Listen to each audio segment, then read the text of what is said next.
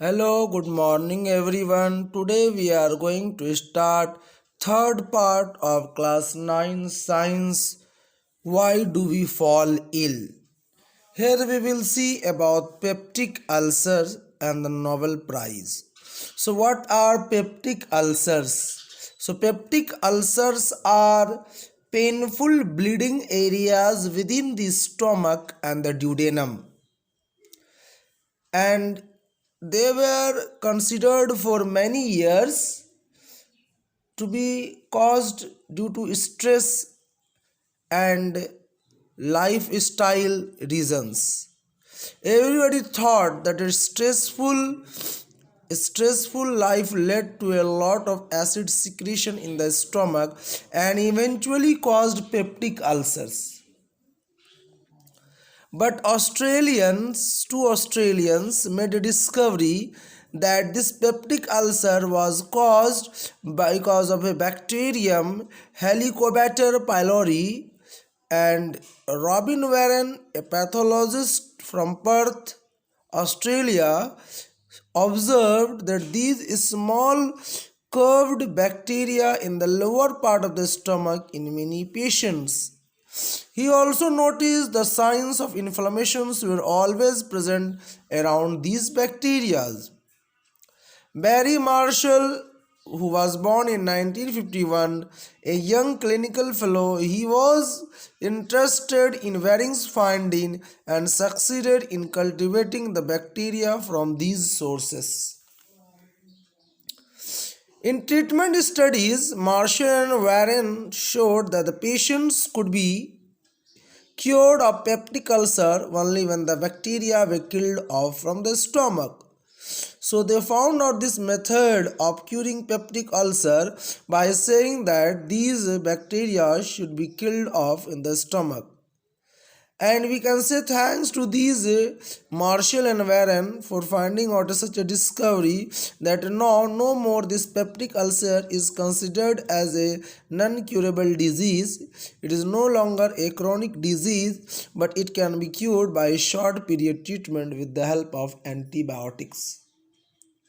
So these Marshall and Warren, they found that an antibiotic called amoxicillin, AMOXICILLIN, amoxicillin is an antibiotic that is effective in killing the bacteria and also can cure the peptic ulcer. And this finding helped in changing one's painful chronic and disabling condition into a short, durable, treatable disease.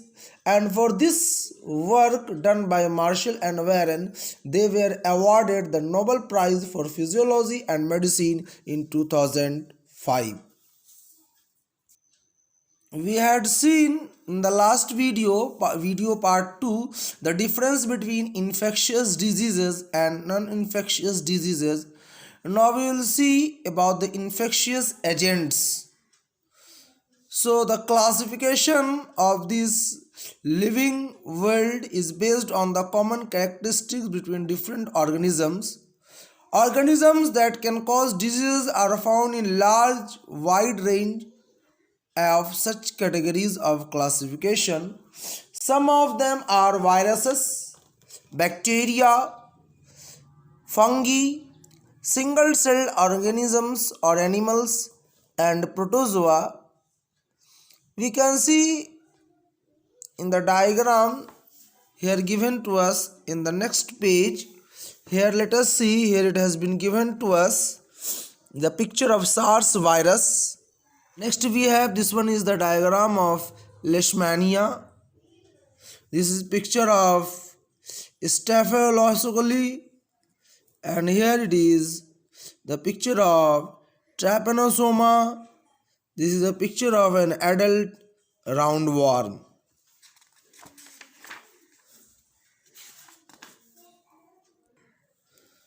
So whatever name we saw, virus, bacteria, fungi, protozoa, all of them cause different types of diseases.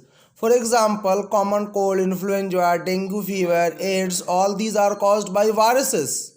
Then diseases like typhoid, fever, cholera, tuberculosis, anthrax, etc. are caused by bacteria. Some of the common skin infections are caused by different kinds of fungi, and then malaria, kalajar, etc. are caused by protozoa. Intestinal worm infections as well as diseases like elephantiasis are also caused by different species of worms. Now the question is, why is it important that we think of these categories of infectious agents? The answer is that these categories are important factors in deciding what kind of treatment to use, because different diseases are caused by different agents like virus, bacteria, fungi, protozoa, whatever we saw just now. Then we have to see which disease can be treated in which way. What treatment has to be given to the different kinds of diseases caused by different agents. Members of each of these groups, virus, bacteria, and so on, have many biological characteristics in common. And all the viruses, they live inside the host cells, whereas bacteria, they do not live, they rarely live. Viruses, bacteria, fungi, they multiply very fast, very quickly they multiply, but worms multiply very slowly. All bacteria are closely related to each other than the viruses and vice versa. What does this mean? This means that many important life processes are similar in bacteria group, but they are not shared with the virus group. So what we have to do, drugs that block one of these life processes in one member of the group is likely to be effective against many other members of the group. But the same drug will not work against a microbe belonging to different group. For example, we can understand in this way that if an antibiotic is able to kill or block the biological pathways of a bacteria, the same antibiotic will not work, will not block the biological or biochemical pathways of virus. It will not block the biochemical pathway of protozoa. So what we have to do, we have to use different types of antibiotics for viruses, different types of antibiotic for bacteria, different type of antibiotics for fungi, and different types of antibiotic for protozoa. See, it is given to us an example that let's take an example of antibiotic. They commonly block biochemical pathways important for bacteria. Many bacteria, for example, make a cell wall to protect themselves. The antibiotic penicillin blocks the bacterial process that builds the cell wall. As a result, the growing bacteria become unable to make cell wall and die easily. So this is the mechanism used to kill a bacteria, to stop the disease caused due to bacteria. Human cells do not make a cell wall anyway. So penicillin cannot have such an effect on us. So penicillin will have this effect only on any bacteria that use such processes for making cell walls. Similarly, many antibiotics work against many species of bacteria rather than simply working against one. That means instead of working on any one bacteria, many antibiotics, they work on many species of the bacteria. And what is the case of virus? Viruses do not use these pathways at all. That is why antibiotics do not work against viral infections. For example, if we have a common cold, taking of antibiotics does not reduce the severity or duration of the disease. Instead, our body secretes an antiviral protein called interferon to combat the virus of the cold. However, if we get a bacterial infection along with the viral cold, then taking antibiotic will help us. If you take antibiotics, it will help us. In this case, what will happen? The antibiotic will work against the bacterial part of the infection, but it will not function on the viral infection. Now let us see here what has been given. Viruses do not use these pathways at all. That is the reason why antibiotics do not work against viral infections. If we have a common cold, taking antibiotics does not reduce the severity of the duration of the disease. However, if we also get a bacterial infection along with the viral cold, taking antibiotics will help. Even then, the antibiotic will work only against the bacterial part of the infection and not the viral infection. That I already told you all. Now let us see what are the various diseases caused by different infectious agents. For example, viruses. The viruses, some of the diseases caused due to viruses are common cold, influenza, dengue fever, polio, hepatitis B, AIDS, chickenpox, measles, mumps, SARS, smallpox, swine flu, Japanese elephantiasis, etc. Now we have diseases caused due to bacteria. Bacteria may cause diseases like typhoid fever, cholera, TB, tuberculosis we call, anthrax, tetanus, food poisoning, etc. Due to fungi, you must have seen the disease in the athlete's foot. That is, athlete's foot is a disease caused because of fungi. Then we have this fungi causes athlete's foot. Then we have ringworm and many other skin infections. The diseases caused due to protozoa may be malaria, kalajar, amoebic dysentery, sleeping sickness, etc. In our intestine, we have intestinal worm infection, that is caused because of worm. Then we have elephantiasis, it is also because of worm. Now we have means of spread of diseases. So the question is, we have seen just now that infectious diseases are caused to us to different microorganisms, viruses, bacteria, protozoa, fungi, etc. How do these infectious diseases spread? So these infectious disease is spread from one person to another, from an infected person to someone else who is not infected, in a variety of ways. Other ways we can say that since these are communicable diseases is spread from infected person to normal person in a number of ways. Some of the ways we can say are through air, through water, through sexual contact, maybe because of contact in the formite contact, or through vectors. So let us see in this part. Such diseases caused microbe can spread through air. So we call them as the airborne diseases. And these occur through the little droplets thrown out by an infected person who sneezes or coughs. Someone standing close by can breathe in these droplets and the microbes get a chance to start a new infection. So example of airborne diseases are common cold, pneumonia, tuberculosis. And we all have experience of sitting near someone suffering from a cold and catching in ourselves. The more crowded our living conditions are, the more likely is it that airborne disease will spread.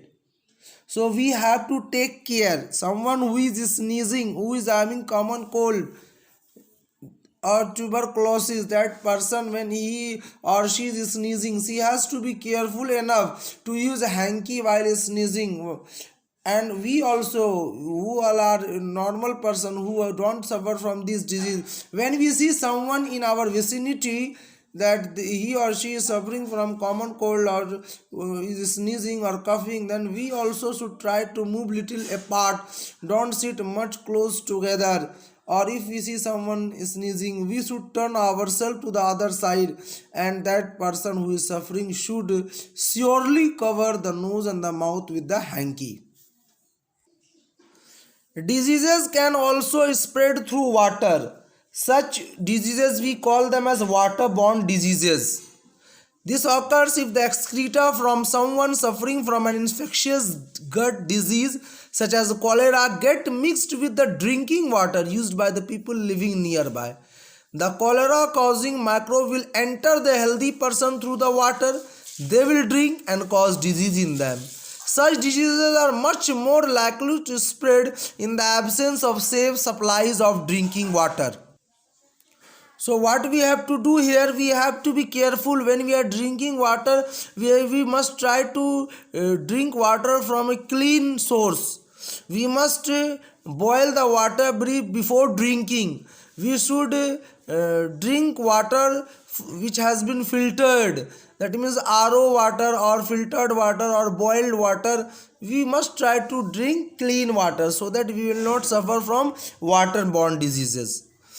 Next is our the sexual act of one of the closest physical contact two people can have with each other. That means here we are talking about the sexually transmitted diseases. That means the disease can be transmitted from one person to another person, from a diseased person to a healthy person through sex, having unsafe sex, and such diseases are called sexually transmitted diseases. These sexually transmitted diseases are not caused by the casual contact. Casual contact, what does here casual contact mean? Casual contact means here shaking hand or having hugs or playing sports like wrestling or by any other ways in which we touch each other socially. But then how does this sexually transmitted disease spread? So these sexually transmitted diseases spread by having sex with unhealthy person. Suppose a person is suffering from AIDS and a healthy person have sex with that diseased one, then the healthy person is more likely to have that disease of AIDS. So here let us see, here it is given AIDS are spread by sexual contact from one partner to another one. There are microbial infections such as syphilis or AIDS. These are transmitted by sexual contact. That means these are the examples of other sexually transmitted diseases. At the same time, what happened, other than the sexual contact, the viruses causing AIDS can also spread through blood to blood contact with infected people or from an infected mother to her baby during pregnancy or through breastfeeding. That means if the mother is suffering from any disease, sexually transmitted disease, and the mother feeds milk to her baby, or during the pregnancy she has the disease, or before the pregnancy she is suffering from this sexually transmitted disease, then during her pregnancy she may transfer the sexually transmitted disease to her baby.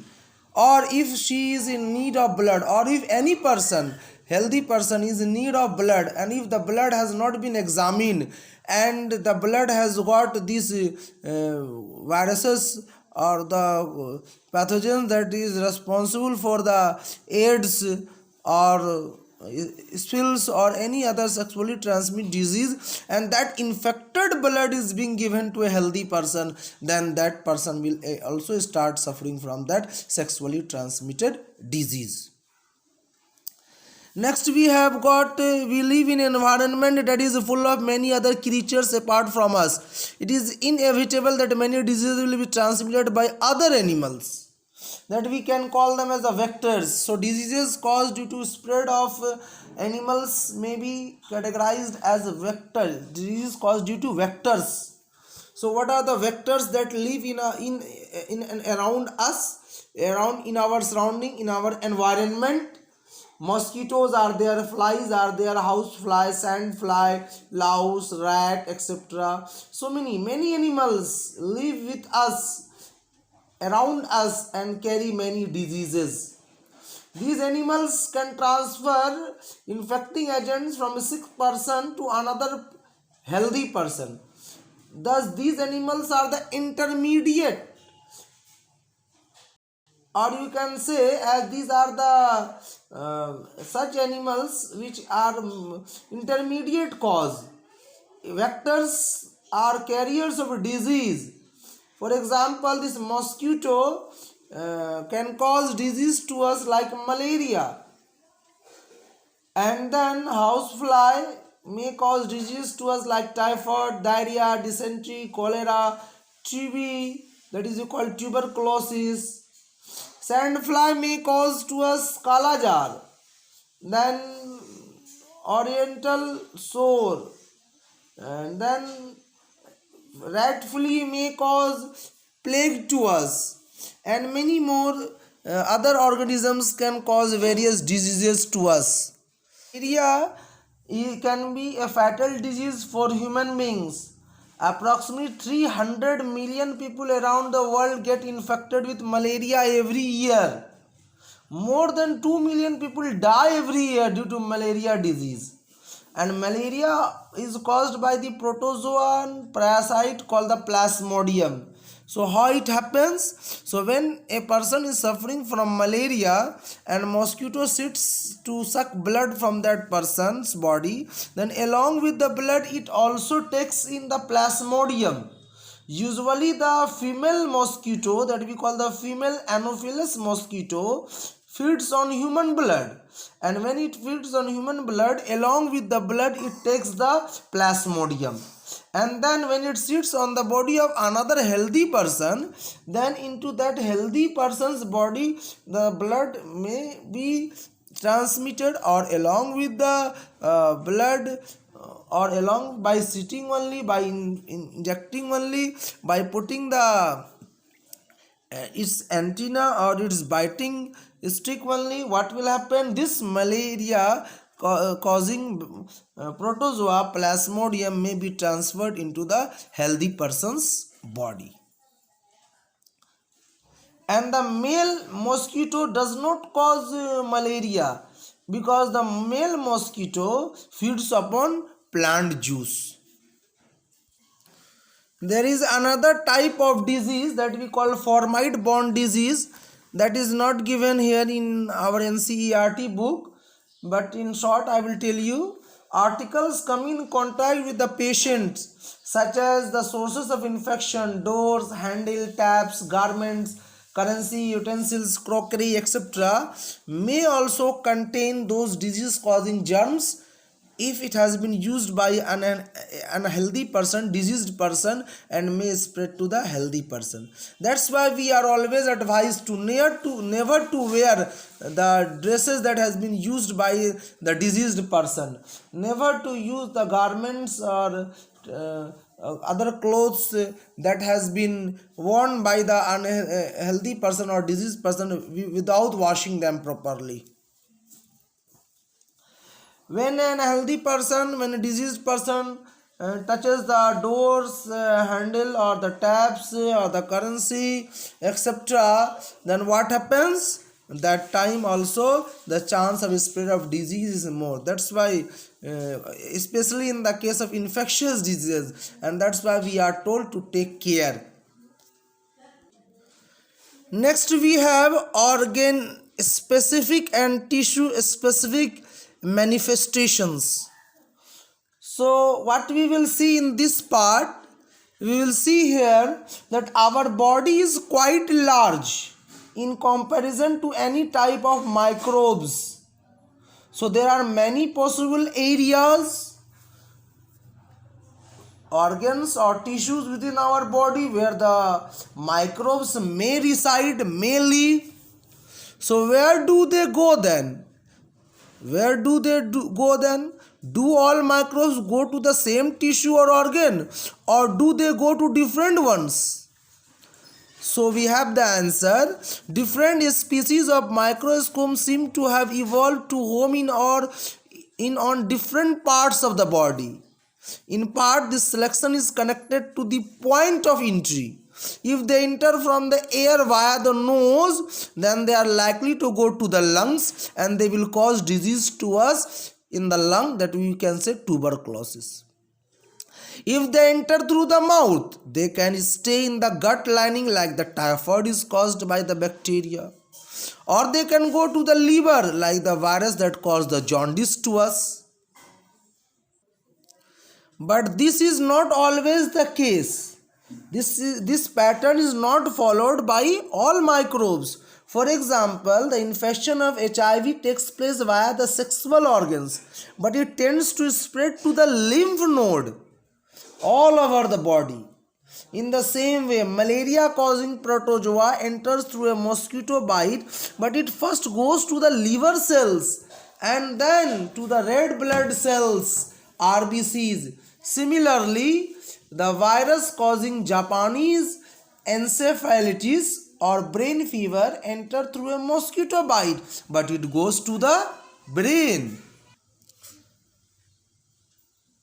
Thus, the signs and the symptoms of the disease will depend on the tissue or the organ which the microbe targets. If the lungs are the target, the symptom will be cough and breathlessness. If liver is targeted, there will be jaundice. If brain is targeted, we will observe headaches, vomiting, fits, or unconsciousness.